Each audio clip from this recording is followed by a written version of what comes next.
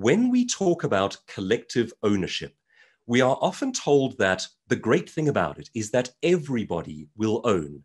The reality of the thing is that nobody but those in power own.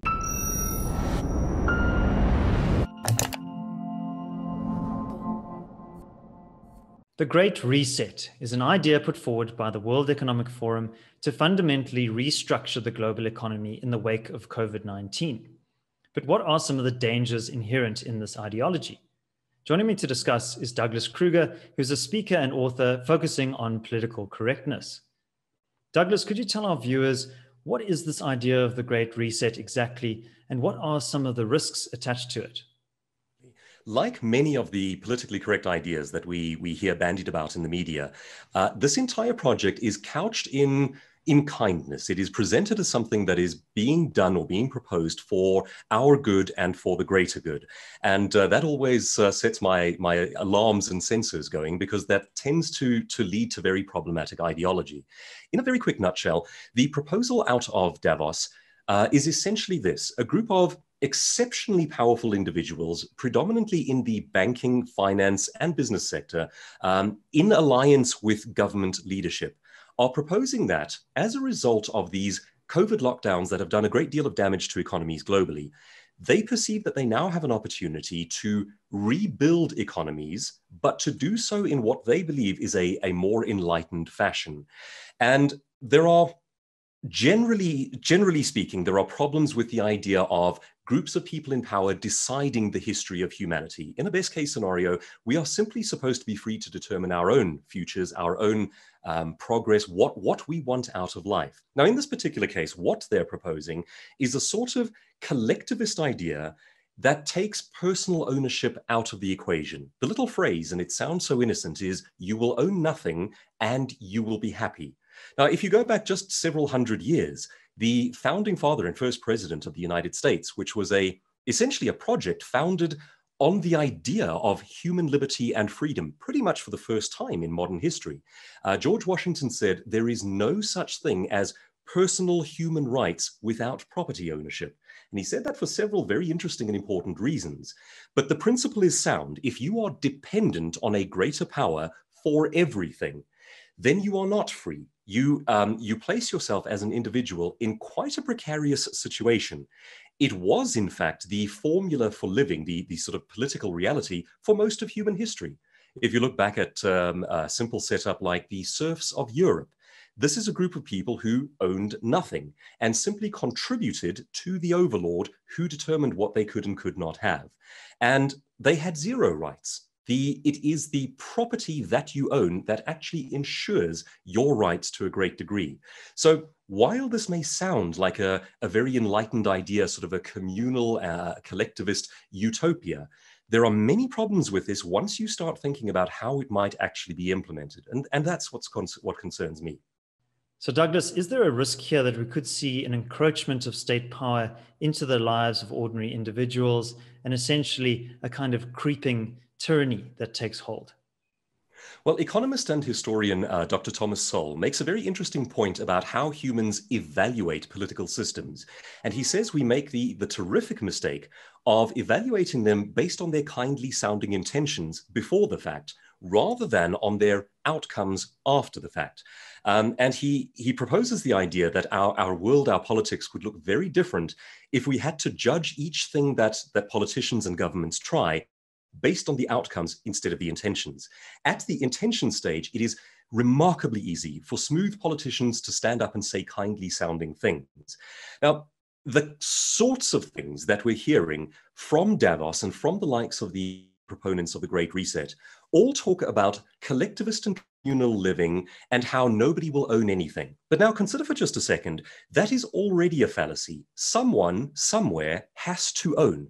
And in fact, what happens is if you take ownership out of the hands of a broad-based populace and of many separate entrepreneurs and families and individuals, and you concentrate it into the hands of, say, a few multinational corporations working together with government, well, firstly, that system is by definition fascistic. This idea of an all-powerful government and the businesses that work in conjunction with them.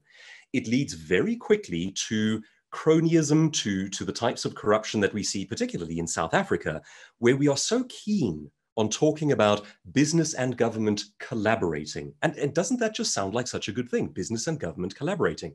What happens there is you have the people who own the rules, enforce right and wrong, and have a financial incentive to be corrupt, working with the people who have the money and have an incentive to corrupt them. It's a dreadful formula just to begin with. However, what concerns me is perhaps on a bigger scale than that. When we talk about collective ownership, we are often told that the great thing about it is that everybody will own.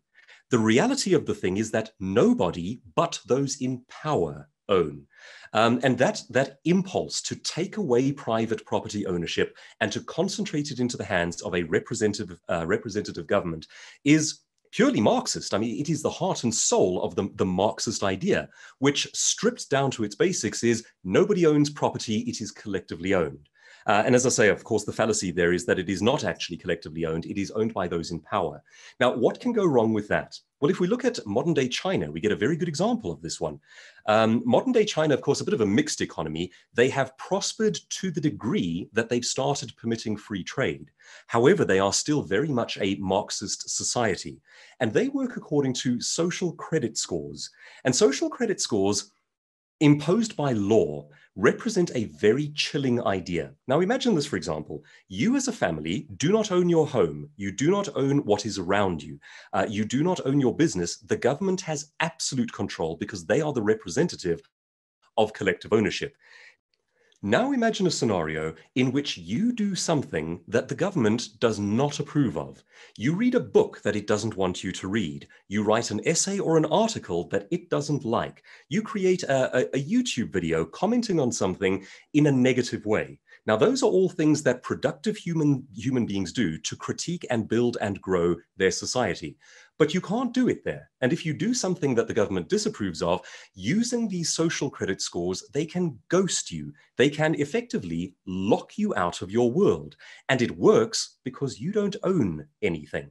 It is that ownership, that broad-based private ownership, that keeps people free from government tyranny.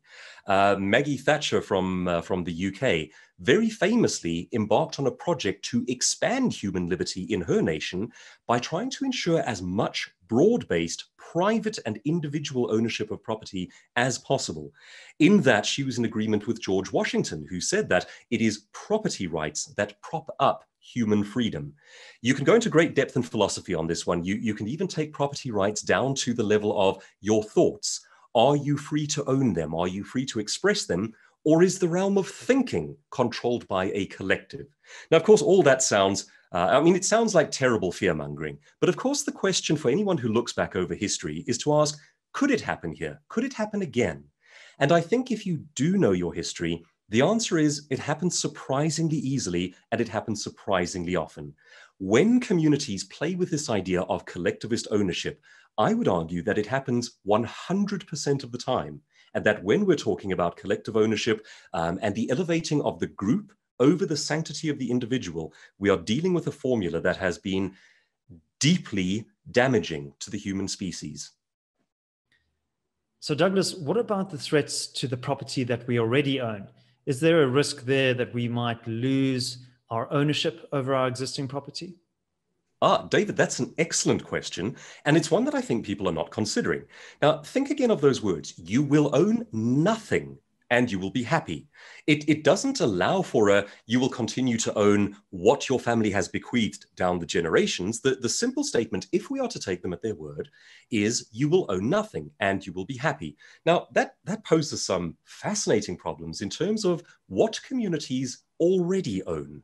We largely around the world, we own our homes. We bequeath heirlooms, family heirlooms to the next generation.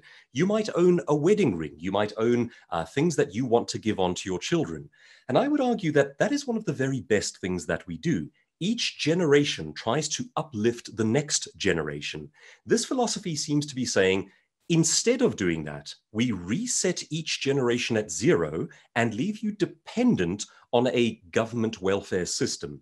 Now, from the most basic human perspective, that strikes me as deeply unhealthy. If the best thing we do is to raise up our children and help them to go further than us, then starting at zero with government dependency every generation, it strikes me as a bit of a chilling idea. If you look at basic stats, human stats, around groups of people living on welfare, you will find that you have disproportionate rates of marital breakup, of family breakup, of alcohol and drug abuse, and of interpersonal violence. The stats are way different to people who are self-sufficient, self-sustaining, employed or running their own businesses. So one of the things that I think people are not considering here is, under a paradigm in which nobody owns anything, we all become a group of people living under the welfare state. And it seems to me that that is a very good way to do damage to the health and to the psyche of human beings. We don't seem to prosper under such conditions. I concede very readily that we have to help the poor and the struggling among us. That is a Christian, a Judeo-Christian principle. It has been built into Western classical thinking for a very long time. But a welfare state in which you don't do anything, but you live dependent on the government, seems to cause human beings to rot. I don't think it's a healthy scenario. We're proposing it on a global scale. Well, thanks very much, Douglas. I think it's important that we interrogate the dominant narratives that are emerging from global institutions like the World Economic Forum, and to ask ourselves, who are these narratives serving exactly? My name is David Ansara. Please remember to like this video and subscribe to the channel for updates from the CRA team every weekday morning. Please do also let us know what you think in the comments section below. Is there a sinister motive behind this idea of the Great Reset, or is that just a conspiracy theory?